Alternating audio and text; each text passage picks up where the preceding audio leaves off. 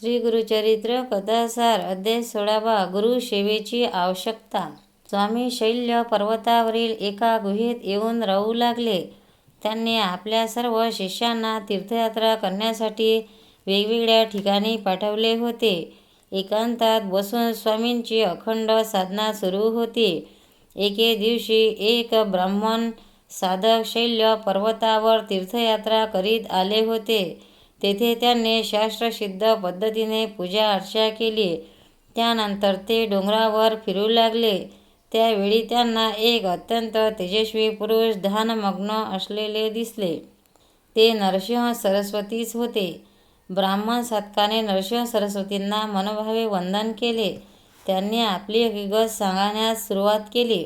यापूर्वी त्यांनी अनेक गुरु केले होते, परंतु काही कारणांनी गुरुचे व त्यांचे पटले नाही. त्यामुळे त्यांनी त्या गुरुचा सहवास सोडून दिला. ब्राह्मण साधकाने हे सर्व विचार स्वामींनी समजावून घेतले. ते म्हणाले, सद्गुरूच्या सांगण्यावर पूर्ण विश्वास ठेवण्यास शिकले पाहिजे. गुरु आपणास कल्याणाचा मार्ग सांगत असतात. प्रारंभी हा मार्ग कष्टप्रद वाटत असला तरी पुढे त्यांचा निश्चितच लाभ होत असतो. त्यासाठी परमश्रद्धा ठेवून गुरूंची सांगितलेल्या मार्गावरून वाटचाल करावी.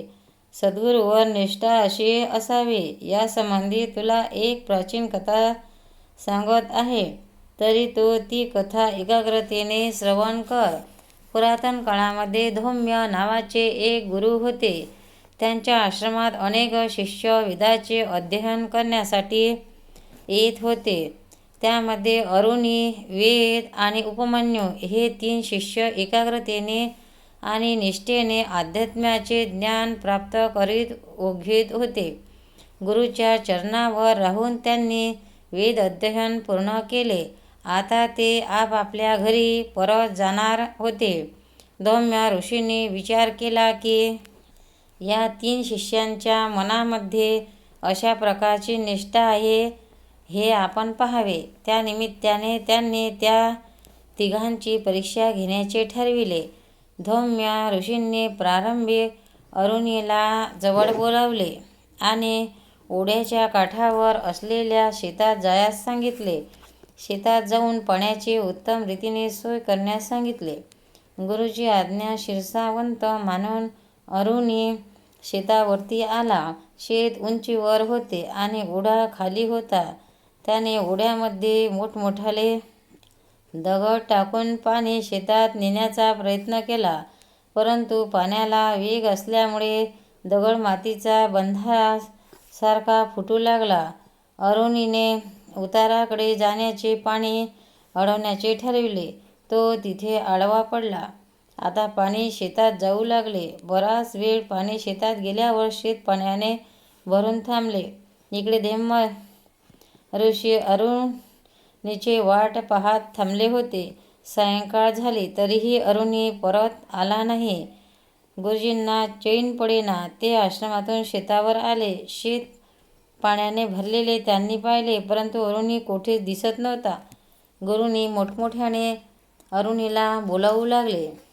अरुणीने गुरूंचा आवाज ओळखला व आपण ओढ्यात असल्याचे सांगितले. धौम्य ऋषी हळूहळू अरुणीच्या आवाजाच्या दिशेने जाऊ लागले. ते ओढ्याच्या काठावर आले.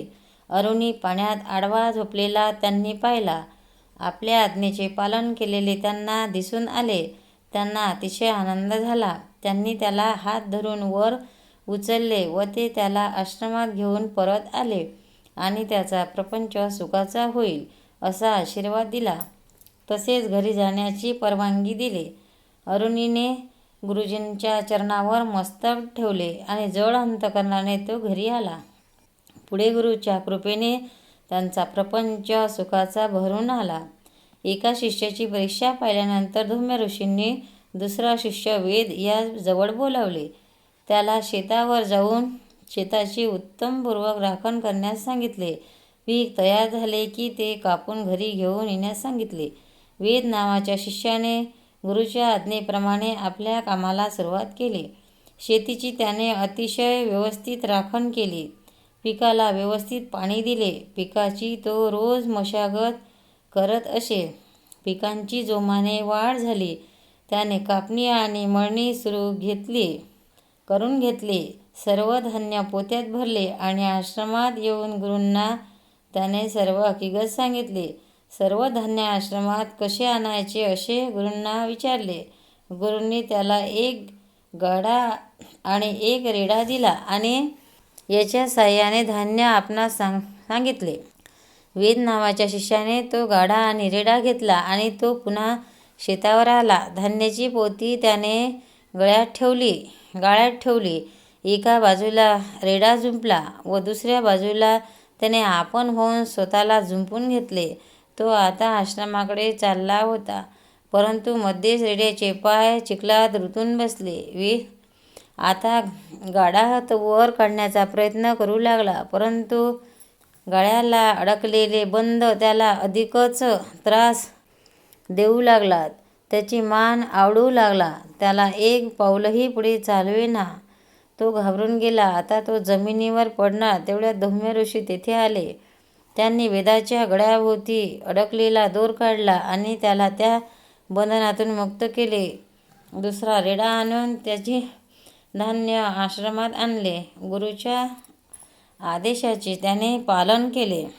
गुरूंनी त्याला मंगलमय आशीर्वाद दिले आणि गृहस्थाश्रमात पदार्पण करण्यास सांगितले. तुझी विद्या लोकांना उपयोगी पडेल, तुझा संसार सुखमय होईल असा आशीर्वाद दिला. गुरूंचा निरोप घेऊन वेद घरी आला आणि तो सुखाने प्रपंच करू लागला. गुरूचा तिसरा शिष्य उपमन्यू, त्याने त्याला एक काम सांगितले. आश्रमातील साऱ्या गाई वासरे आदी जनावरे शेतात घेऊन जायचे. तेथे त्यांना चारा पाणी द्यायचा आणि सायंकाळच्या वेळी ती सर्व जनावरे आश्रमात परत घेऊन यायची. गुरूच्या आज्ञेप्रमाणे उपमन्यू सर्व जनावरांना घेऊन गेला व चारा पाणी देऊन आश्रमात परत येत होता. काही दिवसांनी गुरूंनी पाहिले तर उपमन्यूची तब्येत सुधारली होती. तो आजूबाजूच्या घरात जाऊन भोजन मागत असे व ते खाऊन तो तृप्त होत असे. गुरूंनी सांगितले, आता भिक्षेचे अन्न तू घरी आणून देत जा. उपमन्यू भिक्षेचे अन्न घरी घेऊन येऊ लागला. पुन्हा रानात जाऊन भिक्षा मागून तो अन्न खात असे. गुरूंनी आता दुसऱ्यांदा मिळणारी भिक्षाही आता आश्रमात आणायला सांगितली. त्याप्रमाणे त्याने ती भिक्षाही घरी आणली. उपमन्यू पुन्हा शेतावर आला. तेथे त्याने एक वासरू गाईच्या आचलातून दूध पीत असलेले पाहिले. उपमन्यूने त्याप्रमाणे दूध पिण्यास सुरुवात केली. गुरूंना ही बातमी कळताच त्यांनी हे दूधही पिण्यास बंद कर म्हणून सांगितले. दुसऱ्या दिवशी उपमन्यू रानात आला. त्याला एका देठातून पांढरा चीक बाहेर आलेले दिसले. त्याने तो चीक चाटला. त्यावेळी चिकाचे काही थेंब त्याच्या डोळ्यात गेले व तो पूर्णपणे आंधळा बनला. तो आता रानावनात भटकू लागला. धौम्य ऋषी त्यांची आश्रमात वाट पाहत होते. सायंकाळ झाली. उपमन्यू अजून आश्रमात आला नाही.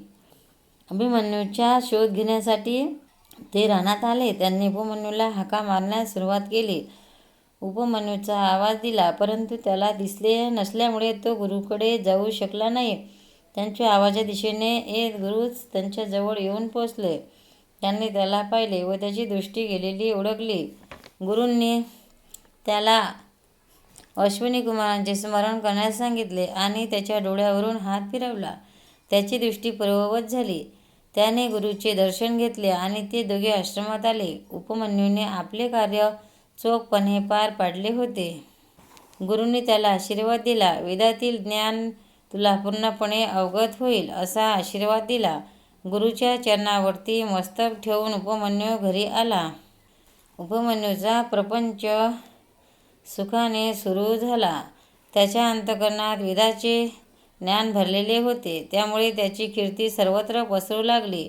अनेक लोक त्याच्याकडे येऊन ज्ञान संपादन करत असत.